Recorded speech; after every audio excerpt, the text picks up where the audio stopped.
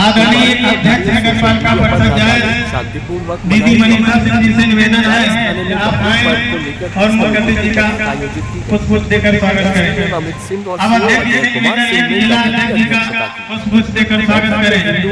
आदरणीय प्रमुख जी का पुष्प देकर स्वागत करें। त्योहार को शांतिपूर्वक मनाने की अपील, विशेष रूप से बच्चों ईओ द्वारा साहब से निवेदन है सोशल मीडिया पर कि साझा आप करने की रोक परम लगाई। आदरणीय श्री राकेश नगर त्रिपाठी पालिका जी अध्यक्ष मनीषा सिंह चौहान ने साफ सफाई और पूर्व ब्लॉक कानूनी प्रमुख व्यवस्था का पूरा आश्वासन आदरणीय रमेश कुमार सिंह जी का पुष्प देकर स्वागत करें।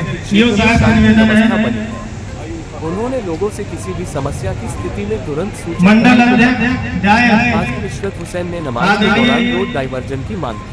अनोखे लाल जी से निवेदन है कि आप मुख्यमंत्री जी को पुष्प देकर स्वागत करें। जय साहब से निवेदन है कि आप मुख्यमंत्री जी को पुष्प देकर स्वागत करें।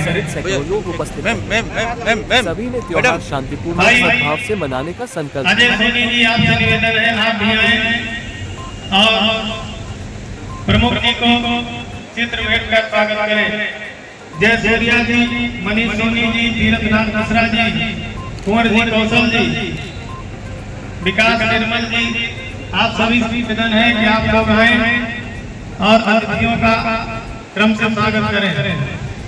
हम लोगों के बीच में जो साहब से निवेदन है कि आशा वाजपेयी जी जो हमारी महिला मोर्चा के जिले के अध्यक्ष हैं उनका भी स्वागत करें। ईओ साहब से निवेदन है हमारे जिला मंत्री आदरणीय अशोक जी का भी स्वागत करें।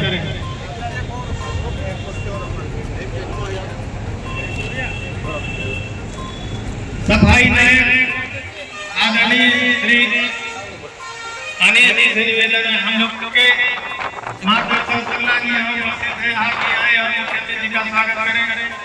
चंदन जी, विनोद जी, अमित यादव जी हम लोगों के बीच में सम्मानित सभासदगण उपस्थित हैं। आदरणीय श्री डॉक्टर सुशील वर्मा जी, आदरणीय श्री मंजीत सोनकर जी, आदरणीय मोहम्मद अहमद जी, आदरणीय धर्मेंद्र पुरी जी, आदरणीय श्री बंसीलाल सोनकर जी जो लगातार कई बार से 7 बार से लगातार सभासद हैं बंसीलाल सोनकर जी, उनसे निवेदन है कि आप आए और प्रमुख जी का पुष्प देकर स्वागत करें।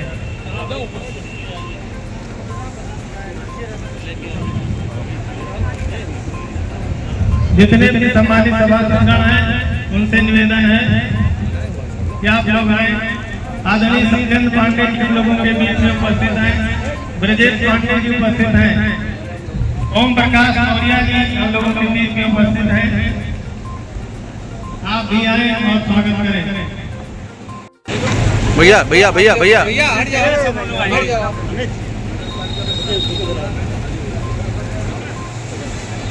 अमित दो ए मित्र अरे हर सामने दो।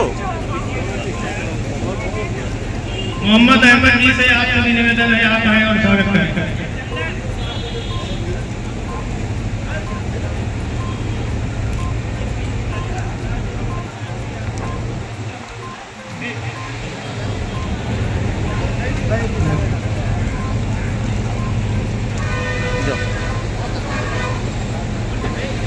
भाई दिलीप पासी जी हम लोगों के बीच में उपस्थित हैं। अजय सभासद हैं, लगातार कई बार से सभासद हैं, आपसे भी निवेदन है आप आए और स्वागत करें। भाई फहीम जी जो सभासद हैं। माता की भारत माता की। सम्मानित मंचस्थ अतिथिगण क्रमशः श्री सुधांशु शुक्ला जी जिला अध्यक्ष भाजपा अमित जी, श्री मुन्ना सिंह प्रतिनिधि माननीय मंत्री जी ब्लॉक प्रमुख, श्री रमेश सिंह जी प्रतिनिधि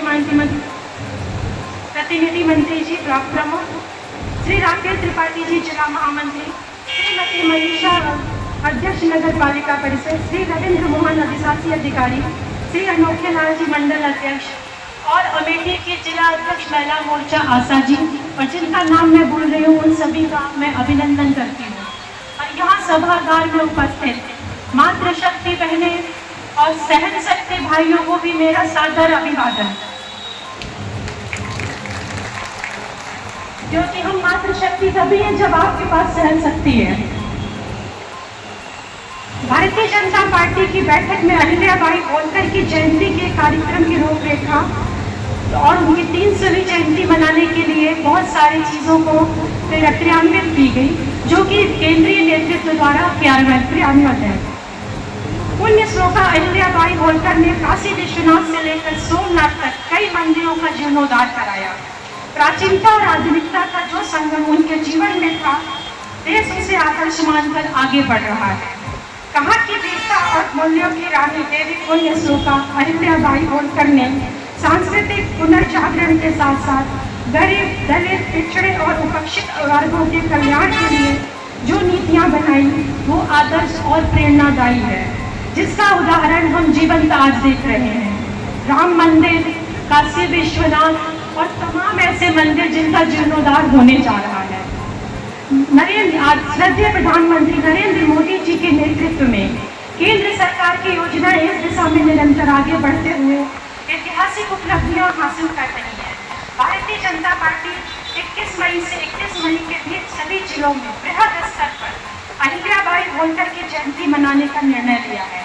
कार्यक्रम के तहत बैठक, गोष्ठी, शोभा यात्रा, महिला सशक्तिकरण के लिए दौड़, कॉलेज, विश्वविद्यालयों में प्रतियोगिता, नुक्कड़ नाटक, नृत्य नाटक और सांस्कृतिक कार्यक्रम आयोजित किए जाएंगे।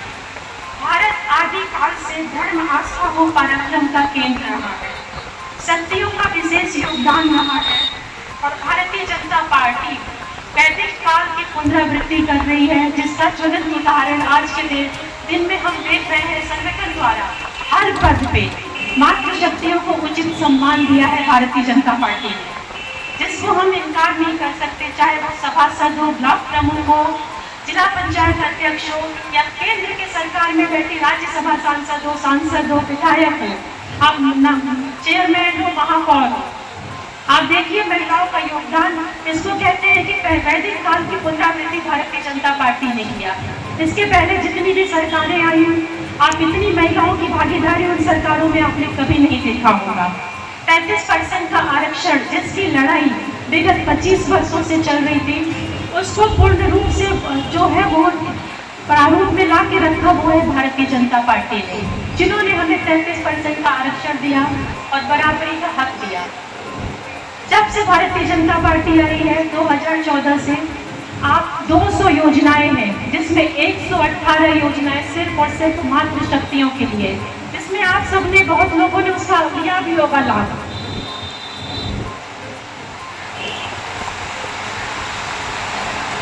जिसके तहत, क्योंकि देखिए सदियों से मातृशक्ति का बहुत बड़ा योगदान रहा। हमारा देश अपाला, लोपामुद्रा, गार्गी, पुण्य श्लोका महारानी अहिल्याबाई होलकर, ऐसी तमाम, रानी लक्ष्मी, ऐसी वीर सेवनियों का देश रहा है। लेकिन हमें पढ़ाया गया अकबर महान, शाहजहां, तो वो हमारे देश के नहीं थे, वो बाहर से आए थे।